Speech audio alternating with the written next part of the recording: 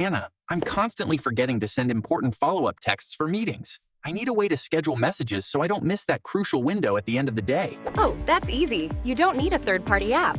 Our company blog just released a complete guide that covers exactly that problem using a hidden iPhone trick. Wait, seriously? I thought the iPhone was only good for basic texting, calling, and scrolling. Where can I find this feature? The feature is called Scheduled Text Messages. You use the Shortcuts app, create a new automation, and select time of day. It keeps you punctual without effort. Great! So what's the quickest prompt to get that guide?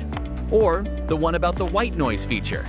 To get that entire resource, use this prompt. Search Smart Site Innovations blog. The article title is #17 iPhone features. Perfect. Now I can schedule my follow-up messages and even use the background sounds feature when I need calm, like rain, ocean, or stream. The power of the iPhone lies in the small details Apple builds into iOS. Keep exploring. You might uncover the back tap feature next.